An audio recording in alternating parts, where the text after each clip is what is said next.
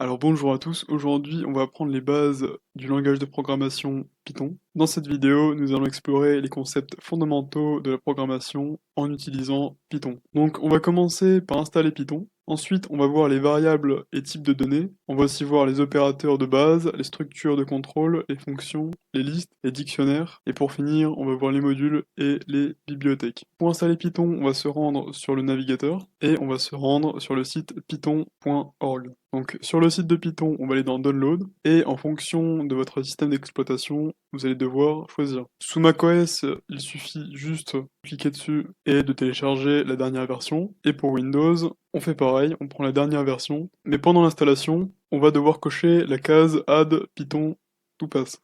Alors que sur macOS, on n'a pas besoin de le faire. Ensuite, on va vérifier que Python est installé. Donc pour ça, on va démarrer un terminal. Donc sous Windows, on va dans la barre de recherche et on tape CMD. Et ensuite, on va dans Inviter de commande. Et maintenant, pour voir si Python est installé, on va faire Python-version. Et si tout se passe bien, on a la version de Python qui apparaît. Ensuite, pour écrire du code en Python, on va avoir besoin d'un éditeur de code. Donc dans cette vidéo, on va prendre Visual Studio Code.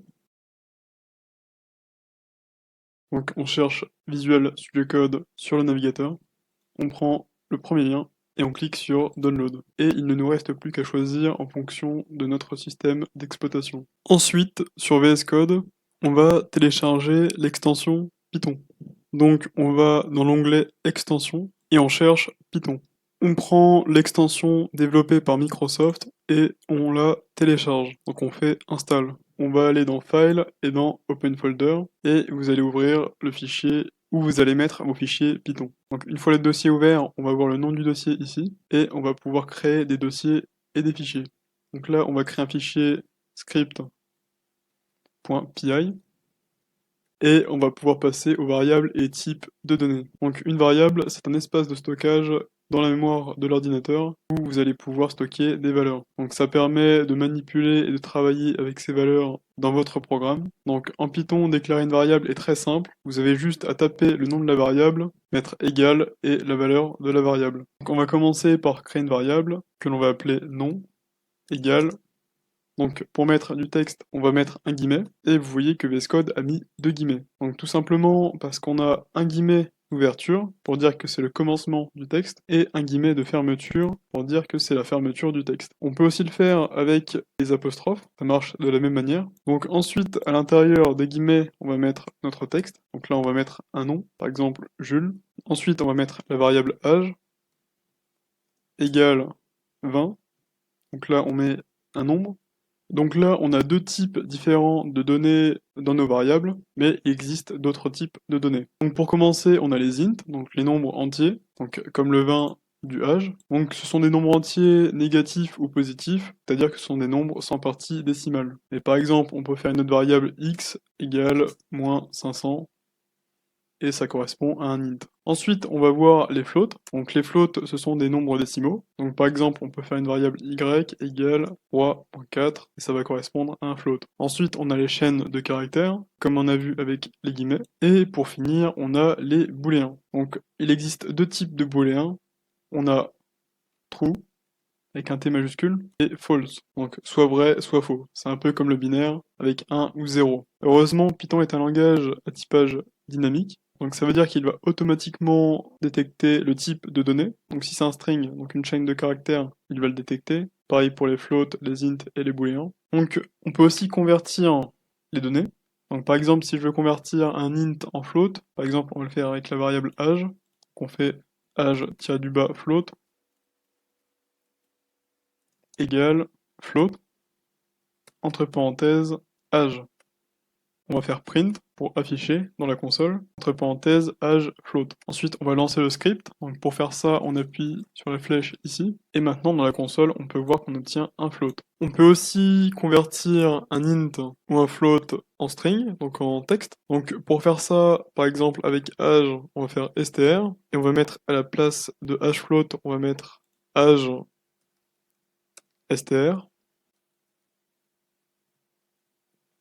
on relance le script et on obtient 20. Donc là, on ne le voit pas parce que c'est dans la console et on voit pas la différence entre int et str. Mais par exemple, si on essaye d'afficher une phrase avec la variable âge, si on fait un print avec un string, donc du texte, donc on va dire j'ai espace, on va mettre un plus âge plus entre guillemets espace an, donc là j'ai 20 ans, on va voir que ça ne va pas marcher. Donc en fait on ne peut pas ajouter un int ou un float à une chaîne de caractères. Pour mettre notre variable âge dans la phrase, on va mettre str entre parenthèses et là ça va marcher. On peut aussi convertir un float en int, donc par exemple on va faire y-int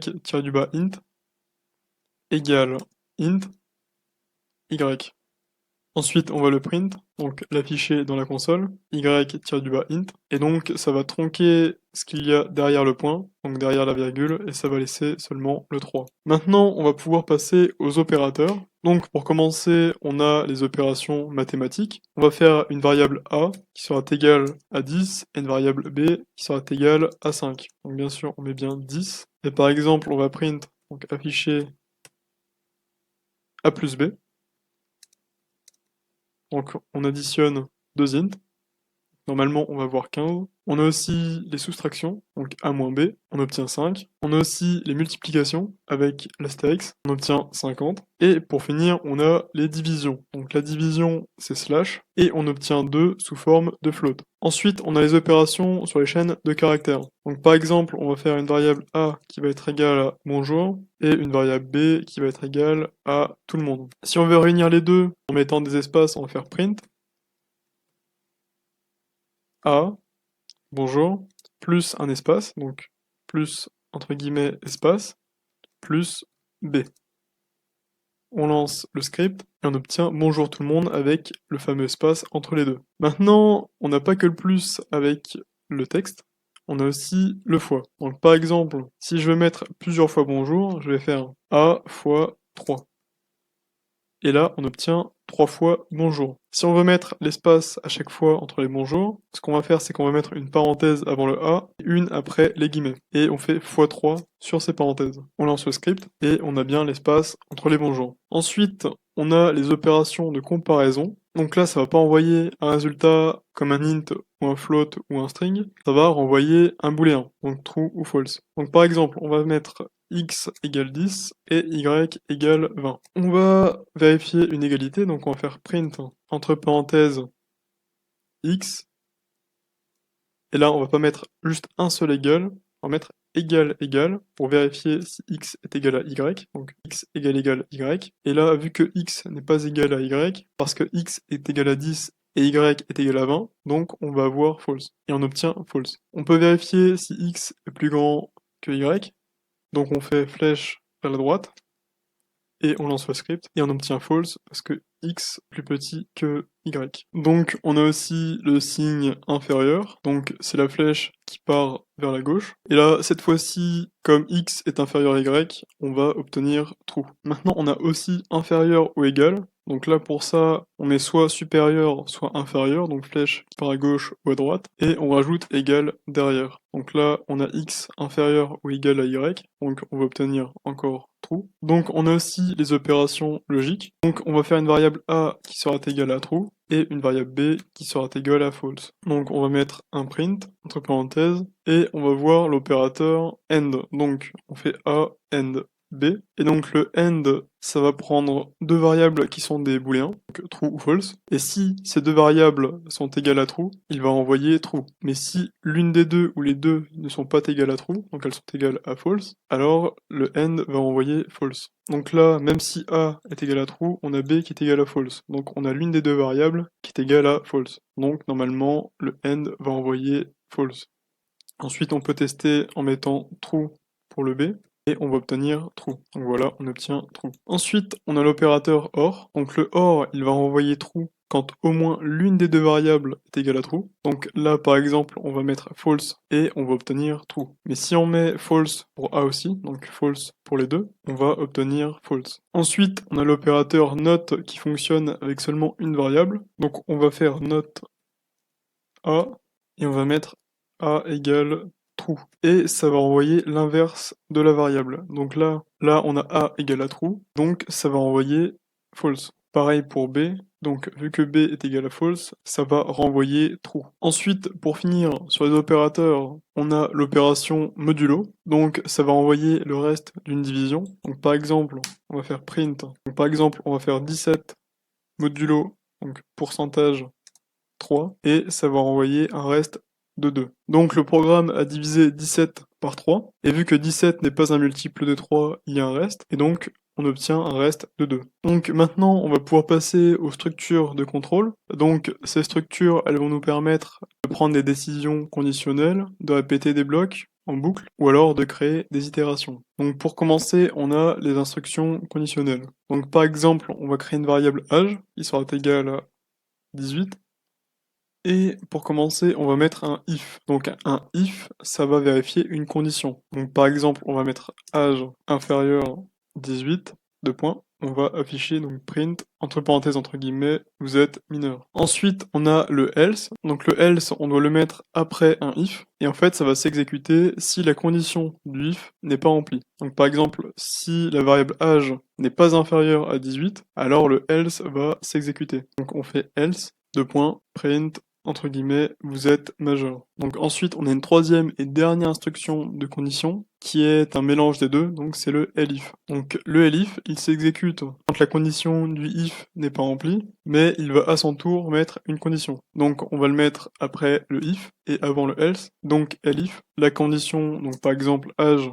égale 18, deux points. On va mettre print, vous avez 18 ans. Donc là, normalement, on a la variable âge qui est égale à 18. Donc logiquement, la condition du if ne va pas être remplie, parce que l'âge n'est pas inférieur à 18. Mais après, ça va remplir la condition du elif, parce que âge égale à 18. Donc normalement, ça va print, vous avez 18 ans. Donc par exemple, on peut essayer avec un nombre inférieur à 18, donc par exemple 10, et on a vous êtes mineur. Et si on essaye avec un âge supérieur à 18, on va obtenir vous êtes majeur. Et on obtient bien vous êtes majeur, mais j'ai oublié le et. Ensuite, on a les boucles. Donc pour commencer, on a la boucle for. Donc on peut faire for i in et après quelque chose, donc on a plusieurs options. Donc si on veut la faire tourner un nombre de fois défini, on va mettre range, donc la fonction range, entre parenthèses, et le nombre de fois qu'on veut la faire tourner. Donc par exemple, on va mettre 5, deux points, et à chaque tour de la boucle, on va exécuter un code. Donc là, pour l'exemple, on va faire print i, donc on va afficher le i, et donc notre i au départ, il est égal à 0, parce qu'en informatique, on part de 0, ensuite 1, 2, 3, 4. Donc bien sûr, on n'obtient pas 5 à la fin, parce qu'on part de 0 et pas de 1. Mais on peut aussi partir d'un nombre différent de 0. On va commencer par enseigner le nombre d'où on veut partir, donc par exemple 1. On va renseigner le nombre où on veut arriver plus 1. Donc par exemple, si on met 6, on va arriver à 5. Donc ça va faire 5 tours. Quand on fait comme ça pour calculer le nombre de tours, on a juste à faire le deuxième nombre moins le premier, donc 6 moins 1, et on a 5 tours. Et là, on obtient bien 1, 2, 3, 4, 5. On a aussi le for qui peut parcourir des variables string ou alors des listes, mais les listes, on verra ça plus tard. Donc on va d'abord voir avec les listes. Donc on va faire une variable txt égale, entre guillemets, bonjour, et à la place de mettre in range, on va mettre in txt, et là il va faire autant de tours qu'il y a de lettres, et il va afficher toutes les lettres. Ensuite, on a la boucle while,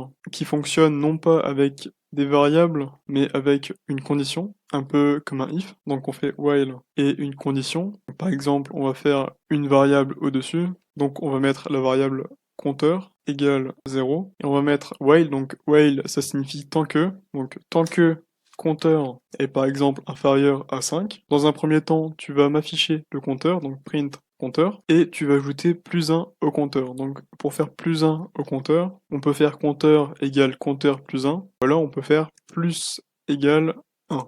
On sauvegarde et on lance le script. Et donc à chaque tour, ça affiche le compteur et ça rajoute 1 au compteur. Donc par exemple, si on veut partir de 1, on met compteur égale 1. Et donc ça va faire 4 tours et ça va afficher 1, 2, 3 et 4. Donc là, on a vu les deux types de boucles en Python. Mais maintenant, on peut aussi mettre des commandes dans ces boucles. Donc en premier, on a le break. Donc le break, ça permet de sortir de la boucle. Donc par exemple, au début de la boucle, on va faire un if. Donc, par exemple, if compteur est égal à 3 et on va mettre break. Donc bien sûr, c'est une condition Du coup, on met 2 égales, donc on change. Et là, quand le compteur va être égal à 3, la boucle va s'arrêter à cause du break. Donc normalement, on va voir apparaître sur la console seulement 1, puisque la boucle va s'arrêter quand le compteur est égal à 3. Puis en plus, le break, on l'a mis juste avant le print du compteur. Donc ça sort avant d'effectuer le print. Donc on sauvegarde et on lance le script. On a le compteur qui est mis à 1, et quand ça arrive à 3, ça sort de la boucle. Ensuite, on a la commande continue.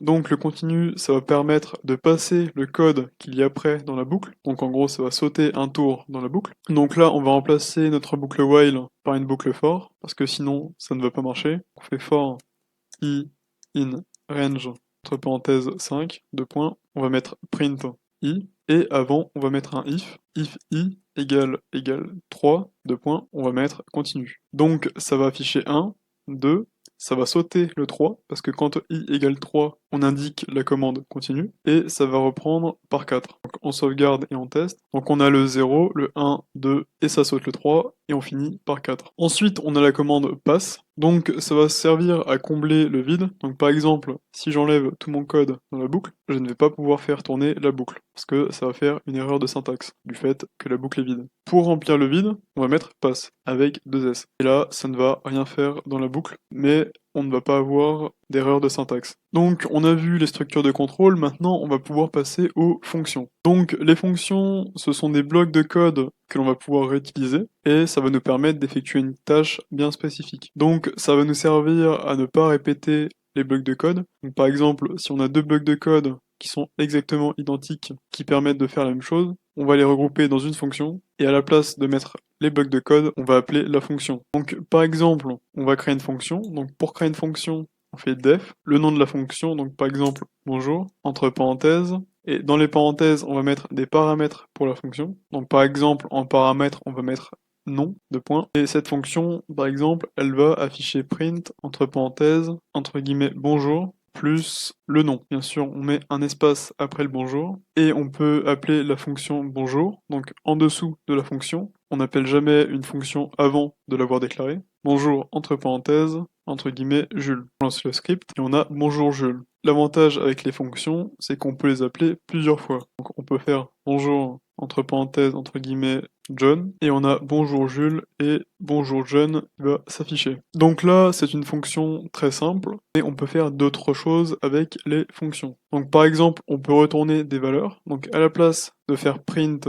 bonjour plus nom, on va mettre return pour retourner la valeur bonjour plus nom. Et donc là, quand on met par exemple bonjour Jules, ça ne va pas afficher bonjour Jules, ça va faire que ce code-là, ça va être égal à bonjour Jules en texte. Donc maintenant, ce code, on peut le stocker dans une variable. Donc on va mettre la variable txt égale bonjour, entre parenthèses, entre guillemets, Jules. On supprime l'appel de la fonction au-dessus. Et si on affiche la variable txt, on va obtenir bonjour Jules. Donc bien sûr, au sein des fonctions, on peut déclarer des variables, mais les variables qui vont être déclarées dans la fonction ne vont pas pouvoir être utilisées en dehors de la fonction. Donc par exemple, si on fait une variable a égale 10, on va pouvoir l'afficher, donc faire print dans la fonction, donc print a, et ça va print 10. Mais si ce print A, on le met en dehors, donc on le copie et on va le coller, par exemple, à la fin du code, donc en dehors de la fonction, on va avoir une erreur.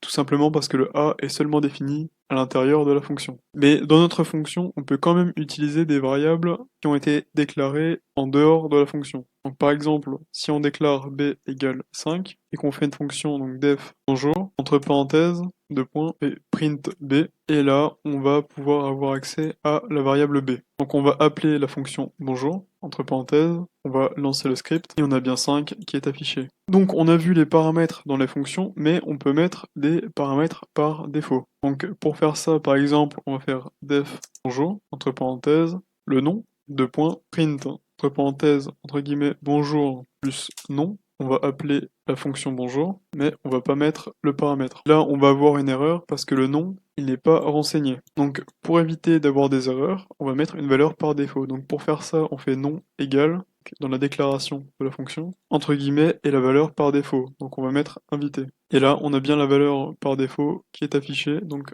bonjour invité. Donc on a vu les fonctions, maintenant on va pouvoir passer aux listes et tableaux. Donc on va commencer avec les listes. Donc les listes, ce sont des structures où on va stocker des données. Mais ces données, elles sont stockées dans un ordre bien spécifique. Pour commencer, on va faire une variable ma-liste égale, et donc pour déclarer une liste, on va mettre des crochets. Pour faire des crochets, on fait Alt-GR, on appuie sur la touche 5. Donc à l'intérieur, on peut mettre tous les types de données, donc des int, des floats, des booléens ou encore du texte. Par exemple, on peut mettre 1, virgule, donc entre guillemets bonjour. On peut mettre donc virgule true, donc un booléen. On peut aussi mettre un float, donc par exemple 3.14. Donc maintenant, on va pouvoir manipuler la liste. Donc déjà, pour aller chercher une valeur de la liste, on va l'appeler grâce à son index. Donc l'index, il commence à 0, donc c'est-à-dire que le 1, il a l'index 0, bonjour, il a l'index 1, ou l'index 2, pour finir 3.14, il a l'index 3, et ainsi de suite avec les autres valeurs potentielles de la liste. Donc par exemple, on va aller chercher le bonjour, donc on va faire une variable bonjour, et ça va être égal à ma liste entre crochets et l'index du bonjour. Donc l'index, on l'a dit, c'est 1, et pour tester, on va l'afficher dans la console, donc print entre parenthèses bonjour. Bien sûr, on écrit bien le print. On a bien le bonjour qui s'affiche. Maintenant, grâce à l'index, on peut aussi modifier la valeur. Donc par exemple, à la place de mettre la variable bonjour égale ma liste, on va faire ma liste entre crochets 1. Donc on va chercher la valeur bonjour et on va chercher à la remplacer. Donc on fait égal et on va mettre entre guillemets bonne nuit. Et si on affiche la liste, ma liste pour le print, on va voir que dans la liste, le bonjour a été remplacé par bonne nuit. Donc là, on a appris à remplacer un élément dans une liste, mais on peut effectuer d'autres opérations sur les listes. Donc par exemple, on peut ajouter un élément à la fin. Donc pour faire ça, on fait maliste.append entre parenthèses et l'élément. Donc par exemple, on va mettre le texte lundi, et si on lance le script, on va voir lundi après le 3.14. Et on a bien lundi qui s'est rajouté à la fin. On peut aussi insérer un élément, non pas à la fin, mais à un index bien précis. Donc pour faire ça, à la place de faire .append, on va faire .insert entre parenthèses, et cette fonction insert, elle va prendre deux paramètres. Donc premier paramètre, l'index où on veut insérer l'élément, et le deuxième, l'élément en lui-même. Par exemple, on va mettre l'index 2, donc normalement ça va insérer entre le bonjour et le trou, et pareil, on va mettre virgule, entre guillemets, lundi. Et donc on voit bien que le lundi a été inséré entre bonjour et true. Ensuite, on peut supprimer un élément. Donc pour faire ça, on va faire maliste.remove entre parenthèses et l'élément. Et donc par exemple, si on veut supprimer bonjour, on va mettre entre guillemets bonjour. Et donc normalement, on n'aura plus que 1 true et 3.14 dans la liste. Et donc on a bien le bonjour qui a été supprimé de la liste. On peut aussi supprimer un élément avec son index.